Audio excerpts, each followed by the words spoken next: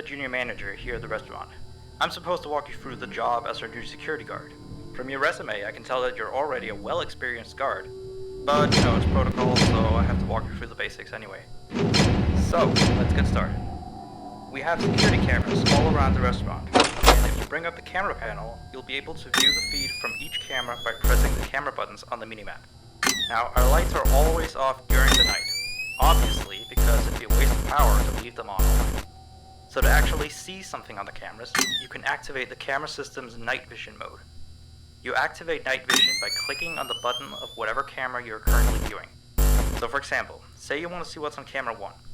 Bring up the camera panel, you click on the button that says Cam 01, and then to use night vision, you click on Cam 01 again. Once night vision is activated, you can click on any of the other cameras and view them with night vision as well. And you turn it off the same way you turn it on. Now, night vision takes more power than regular vision, so make sure you use it sparingly. Your first priority as a security guard here is to keep an eye on the animatronics. Those are really expensive machines, and we do not want them stolen. And you keep an eye on them through the cameras. We have quite a few animatronics here at the company.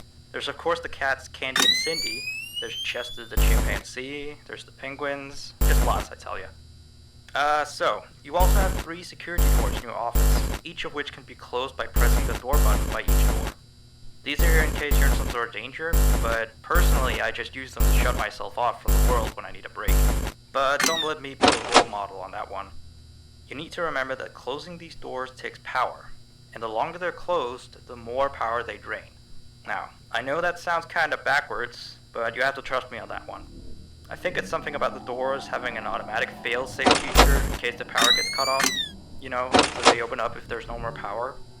All I know for sure is that they do use more and more power the longer they're closed, so you don't want to keep them closed for too long at a time. Now, the reason I keep mentioning the power is because the restaurant uses a backup power generator at night, which only has a certain amount of juice in it. So anything from viewing the cameras to using the security doors takes power. You can see how much power you have left on the computer on the desk in front of you.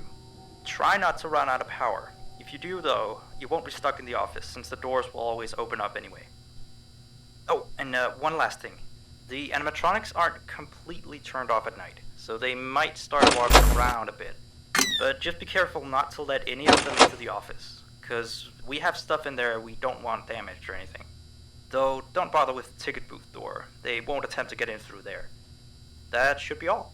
You'll hear from me again on your next shift. Have a good night.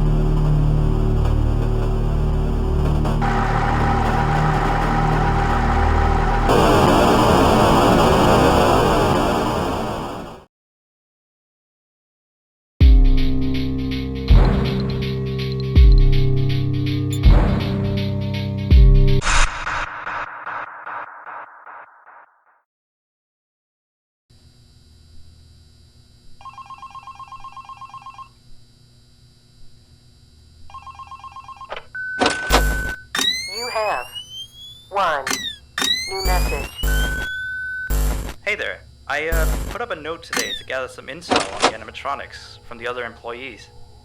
Just to get a list of the issues we've had with them. They've written down some stuff here for you. So let's see. Alright, so obviously the animatronics walk around at night. You know that by now. They try to get to places they shouldn't be. Yep. They act weird after dark.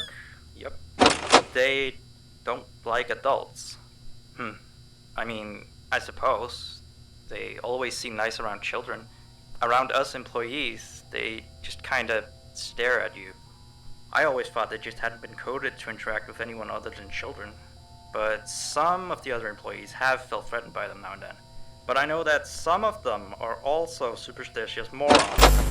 So who knows if they just became scared when the animatronic looked at them in the eyes or something. Anyway, one last thing on the list here. The last penguin interferes with the system. There's a sentence I never thought I'd say. We have these penguin animatronics as waiters. They take people's orders and whatnot. We used to have 3 of them, but 2 of them broke down and haven't been fixed yet. I think they're referring to the 3rd penguin that still works, or, well, apparently it doesn't quite work. So yeah, definitely don't let him into the office. His presence alone could probably destroy our systems. Well, that'll be it for now. I'll be sure to leave another message for your next shift.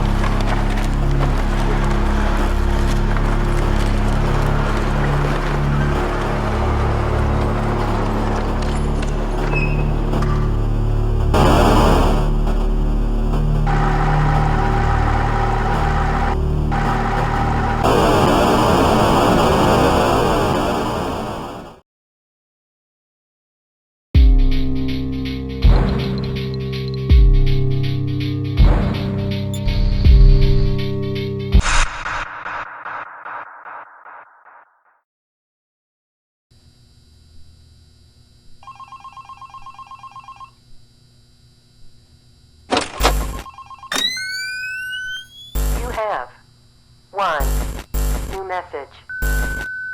Still here, I see. Awesome job these last 2 nights.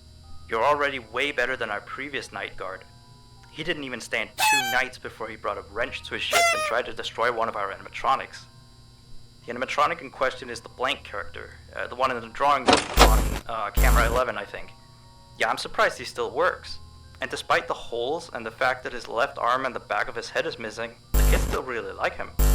Anyway, ever since that day, Blank's been acting almost more strange than the other animatronics. Like, among other things, he seems to have developed this fascination with getting into the office through the ticket booth. And I guess he can't see the glass or something. So yeah, keep an eye on him. If you see him heading for the ticket booth, just shut the door in his face, and then he'll find something else to do, I guess. Oh, and by the way, ever since that new Freddy Fazbear's Pizza closed last week, we've been getting more and more customers during the day. So next week, if you're up for it, we could use you on the day shift. Think it over. We'll talk later.